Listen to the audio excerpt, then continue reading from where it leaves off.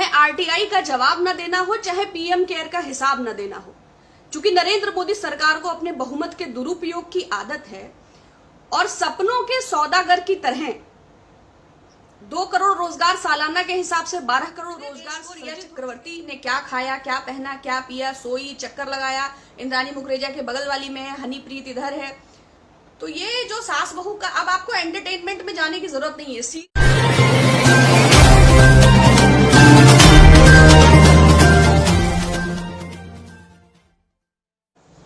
नमस्कार, आशा है आप सब अच्छे हैं। आज पूरे भारत के किसानों ने भारत बंद का आह्वान किया था और 250 से ज्यादा किसान यूनियन, संपूर्ण विपक्ष, किसान पुत्र और संपूर्ण भारत का इसको समर्थन भी प्राप्त हुआ। जो ध्वनि मत से राज्यसभा टीवी को म्यूट करके सरकार ने ये रिफॉर्म्स एग्रीकल्चरल के नाम पर लाई है, तो तानाशाही रवैया आप सबको ज्ञात है। सबसे ज्यादा प्रश्न भी इसी से संदर्भ में आए हैं। चाहे पत्रकारों की हत्याएं हो, चाहे एक्टिविस्ट को जेल में डालना हो, चाहे आरटीआई का जवाब न देना हो, चाहे पीएम केयर का हिसाब न देना हो। क्योंकि नरेंद्र मोदी सरकार को अपने बहुमत के दुरुपयोग की आदत है और सपनों के सौदागर की तरह 2 करोड़ रोजगार सालाना के हिसाब से 12 करोड़ रोजगार सृजित हो चुके हैं। काला धन प्राप्त हो चुका है। रुपया डॉलर से काफी ज्यादा सम्मान कमा चुका है। अर्थव्यवस्था 5 ट्रिलियन की हो चुकी है। स्मार्ट सिटीज में आप लोग रह ही रहे हैं।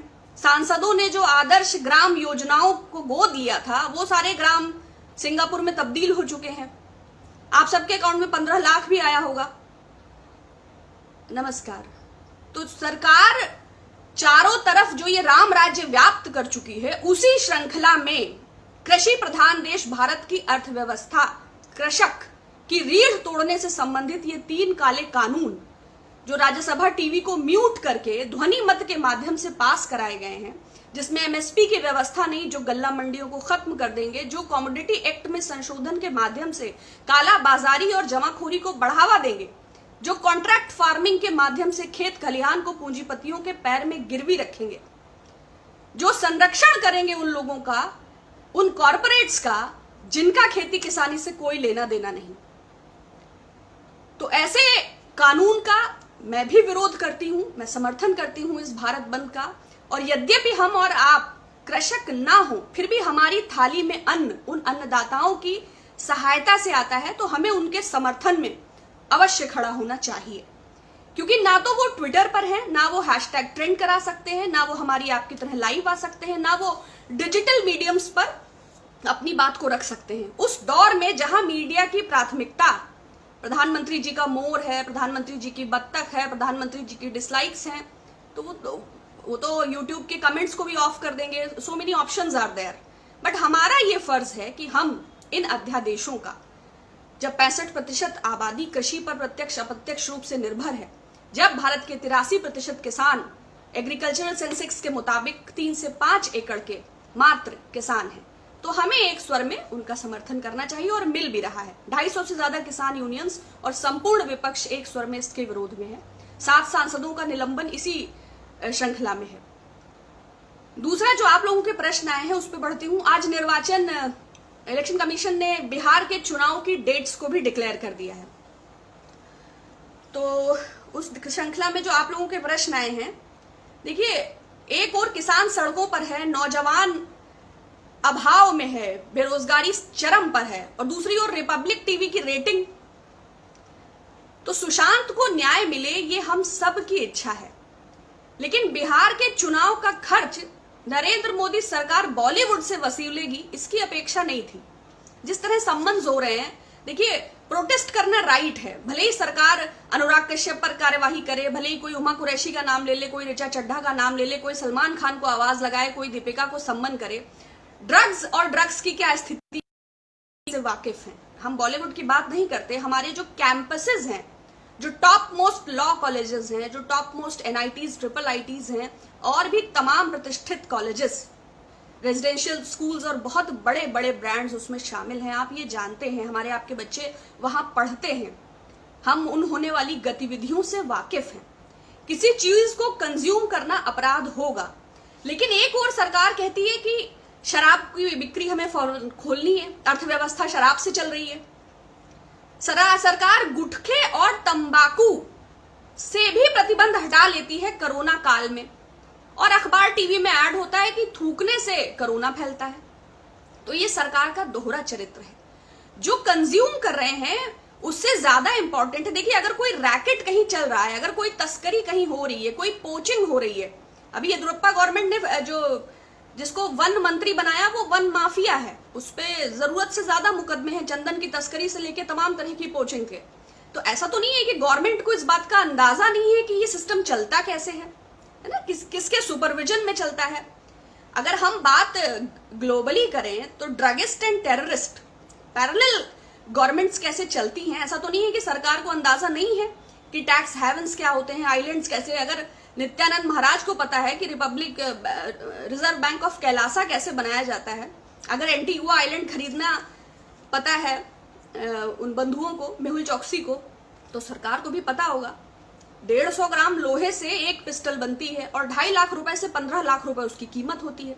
तो चाहे वो वेपन्स का हो, चाहे वो ड्रग्स का हो, चाहे उनके कंजम्पशन का हो, चाहे ये कार्य छोटे स्तर पर तो नहीं होता, लेकिन फिर भी अगर पैडलिंग में लोग इन्वॉल्व हैं तो उन पर डेफिनेटली कार्यवाही होनी चाहिए। लेकिन उसके माध्यम से मीडिया के रुख को मोड़ देना, सरकार की प्राथमिकताएं क्या होनी चाहिए। जो भी व्हाट्सएप चैट्स वायरल हैं, जो भी न्यूज़ेस वायरल हैं, पनामा पेपर्स पर कार्यवाही हो रही थी, 17,000 करोड़ का इन्वॉल्वमेंट था।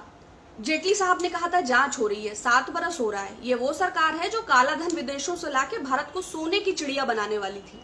अभी जो ये फिनसिन पेपर्स का जो मैटर आया है, treasury department of America, I talked about it, तो क्या सरकार को नहीं पता है कि उन पनामा पेपर्स में जो डॉक्यूमेंट्स मिले थे और उन संबंधित लोगों पर जो कार्यवाही होनी थी उसमें फर्दर क्या हुआ। लेकिन नहीं, चैट्स पता है 2017 की, 2016 की, एनसीबी की, क्योंकि पब्लिक इंटरेस्ट को उस पे इस कदर डाइवर्ट कर दिया है कि जनता से जुड़े मुद्दों पर बात ही ना हो सके।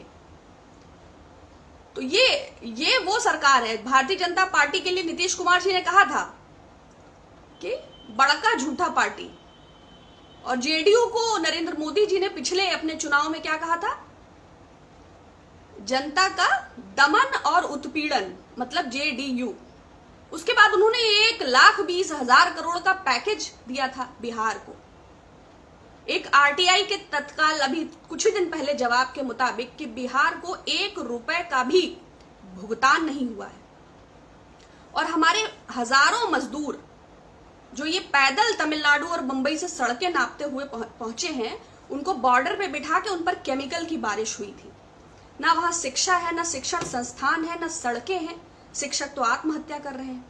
ये वही था जहां मगध था, जहां का चाणक्य था, जहां नालंदा थी।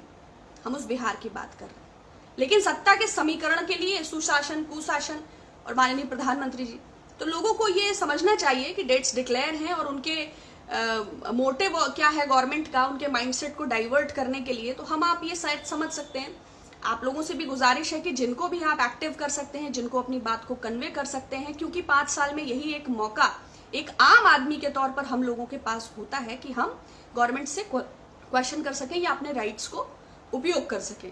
लेकिन ऐसे वक्त में जब मीडिया टीआरपी का गेम करती है, बात अनुराग कश्यप की नहीं है। अभी कल पूरे दिन चल रहा था कि उत्तर प्रदेश के मुख्यमंत्री योगी आदित्यनाथ मिशन दुराचारी, जो महिलाओं पे उत्पीड़न करेंगे, बच्चों पे उत्पीड़न करेंगे, उनके पोस्टर्स लगाए जाएंगे। तो सब चैनल उसी पे डिबेट कर रहे थे।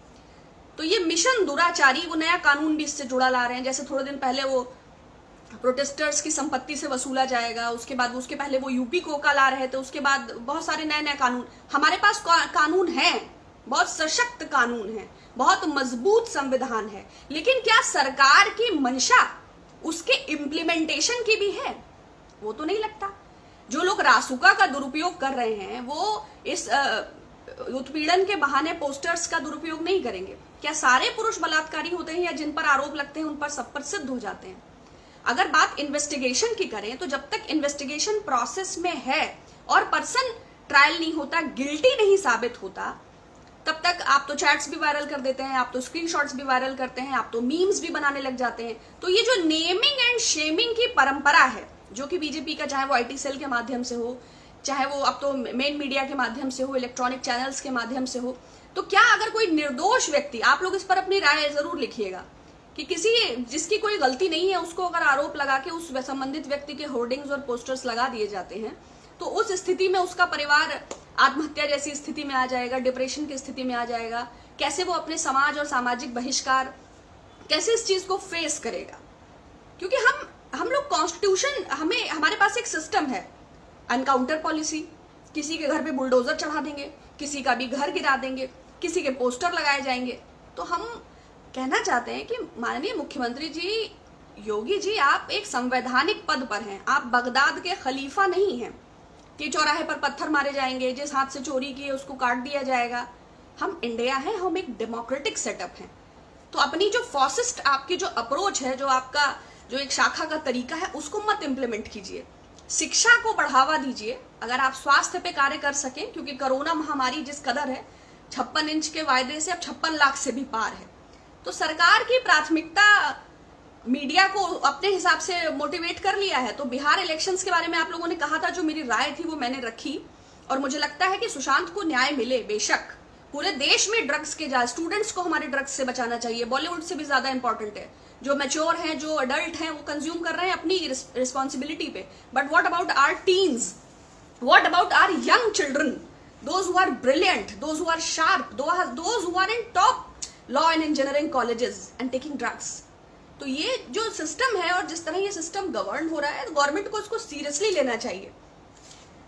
तीसरा, और जो मोदी जी ने जो नीति आयोग था, उस नीति आयोग का ही ये कहना है कि सस्टेनेबल डेवलपमेंट में बिहार सबसे पिछड़ा है। तो उन्हीं की संस्था की, उन्हीं की रैंकिंग और उन्हीं का ये स्टेटमेंट है। उसके बाद अगर ये स्थिति है मजदूरों की, शिक्षा की, सड़कों की, पुलों की जो रोज बह जाते हैं, तो इसको गंभीरता से लेना चाहिए। बाढ़ विषय है, कानून व्यवस्था विषय है, किसान का सम्मान विषय है, रोजगार विषय है, और ये सारे महत्वपूर्ण विषय हैं। बहुत सारे नमस्ते आ रहे हैं आप सबको, बहुत मेरा नमस्ते। और मैं अपनी बात को, तीसरा, किसी ने बहुत अच्छा सवाल किया था फिंसेंट कॉरपोरेशन को लेकर। मोदी जी, योगी जी नया फिल्म सिटी भी ला रहे हैं, चलचित्रपुरम।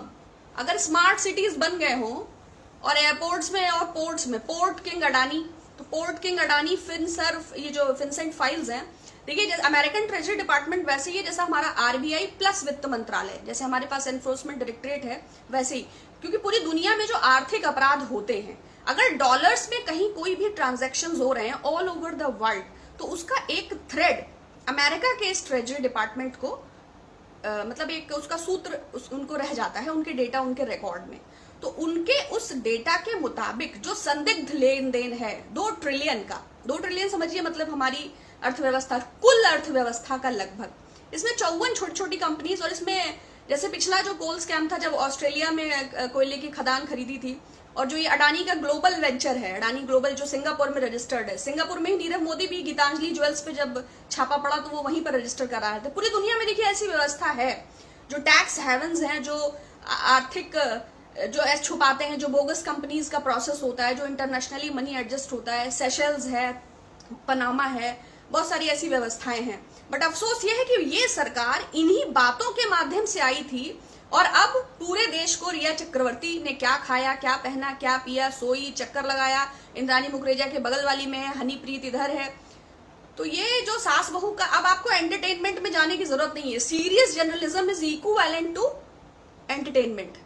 तो the kind of things we are getting, क्योंकि आप में से बहुत सारे लोग बहुत बुद्धिमान हैं, समझदार हैं, विभिन्न विषयों से जुड़े रहते होंगे, लेकिन जो वास्तविकता है ना, जैसे हम लोगों ने भी पढ़ा है रॉकफेलर्स के बारे में, डार्क नेट के बारे में, है ना, तो एक सिस्टम चलता है साथ साथ, जैसे ड्रेनेज चलता है, और उस सिस्टम से सारी दुनिया वाकिफ है।